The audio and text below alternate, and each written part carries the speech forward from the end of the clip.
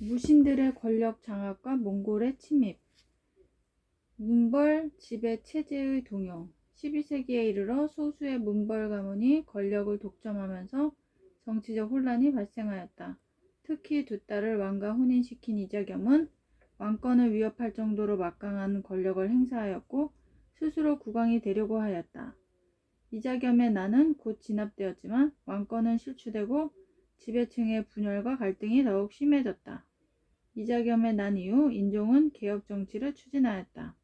그 과정에서 묘청 등 서경 출신 세력이 서경천도, 금정벌, 황제를 칭할 것 등을 내세우며 김부식 등 개경의 문벌 세력과 대립하였다. 이들은 서경천도가 좌절되자 서경에서 난을 일으켰지만 김부식이 이끄는 광군에게 진압되었다. 무신 정권의 등장. 문벌 지배체제가 동요하는 가운데 문신에 비해 차별 대우를 받던 무신들이 정변을 일으켜 정권을 장악하였다.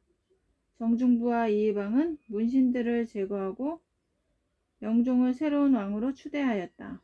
무신 정변으로 문벌 지배체제는 무너졌으며 이의민과 같이 하층민 출신의 권력자가 나타나기도 하였다. 중방을 중심으로 권력을 장악한 무신들은 주요 관직을 독차지하였고 사병을 길러 서로 경쟁하였다. 또한 토지와 노비를 늘려 경제력을 독점하며 권력 기반을 다졌다. 최씨 무신 정권의 성립. 무신 집권 초기에는 최고 권력자가 자주 바뀌며 혼란스러운 모습이 나타났다. 이러한 혼란은 이의민을 제거하고 권력을 잡은 최충원에 의해 점차 안정되었지만 최충원은 국왕까지 마음대로 교체할 정도로 막강한 권력을 행사하였다. 최충원은 어떻게 정치를 운영하였을까? 최충원은 최고 권력기구인 교정도감을 설치하여 국정을 장악하였고 사병 집단인 도방을 통해 군사력을 확대하였다. 또한 과거를 통해 문학적 소양과 행정 실무 능력을 갖춘 관리를 적극적으로 등용하였는데 대표적인 인물로 이규보를 들 수 있다. 최충원의 뒤를 이은 최우는 정방을 설치하여 인사 행정을 장악하였다. 또한 치안 유지 등을 위해 설치한 야별초를 자신의 권력을 보호하는 데 필요한 군사력으로 활용하였다. 농민과 천민의 저항. 무신정변 이후 무신들은 농민의 토지를 빼앗으며 농장을 확대하였다. 지방간들도 지방사회에 대한 정부의 통제력이 약해지자 가혹한 수탈을 일삼았다. 이를 견디지 못한 하층민들은 각지에서 저항하며 개혁의 의지를 드러냈다. 공주 명학소에서 일어난 망이 망소이의 난과 같이 일반 군연보다 무거운 세금 부담에 시달렸던 향, 부곡, 소 등의 특수행정구역에서도 하층민의 봉기가 발생하였다. 또한 경상도 일대에서 봉기한 김삼이와 효심 등은 신라 부흥을 내세우며 고려 왕조를 부정하기도 하였다. 권력을 장악한 최충원은 이들을 탄압하는 한편 향, 부곡, 소를 일반 군연으로 편입하는 정책을 펼쳤다. 그러나 노비였던 만적이 신분 해방 운동을 벌이는 등 사회 변화를 바라는 백성들의 저항은 끊이지 않았다. 몽골 제국의 성립과 국제 질서 변화.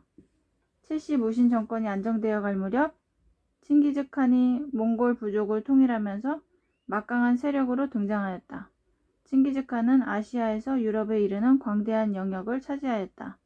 그의 후계자들은 강력한 군대를 앞세워 서하와 금, 남송을 비롯한 동아시아 정복에 나섰다. 몽골이 동아시아의 유일한 초강대국으로 자리 잡음으로써 동아시아 각국의 지배층들이 가지고 있던 자국 중심의 천하관은 붕괴되었다. 그리고 몽골을 중심으로 한 새로운 동아시아 국제 질서가 마련되었다. 몽골의 침입. 몽골은 고려해왔던 몽골 사신이 귀국길에 피살되자 이를 빌미로 고려를 침입하였다. 당시 집권자였던 최우는 대몽 항전을 위해 강화도로 수도를 옮겼다. 고려 강군과 백성들은 힘을 합쳐 몽골의 침략에 저항하였다.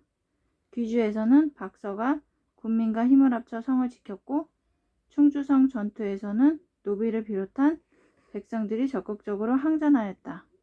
천일정 전투에서는 승려 김윤호가 부공민을 이끌고 몽골 장수 살리타를 사살하였다. 전쟁이 장기화되면서 백성들이 어려움을 외면한 무신 정권에 대한 불만이 높아졌다. 결국 무신 정권이 무너지면서 고려 정부는 강화를 추진하여 개경으로 수도를 옮겼다. 반면 삼발초는 몽골과의 항쟁을 이어나갔으나 결국 여몽 연합군에게 진압되었다.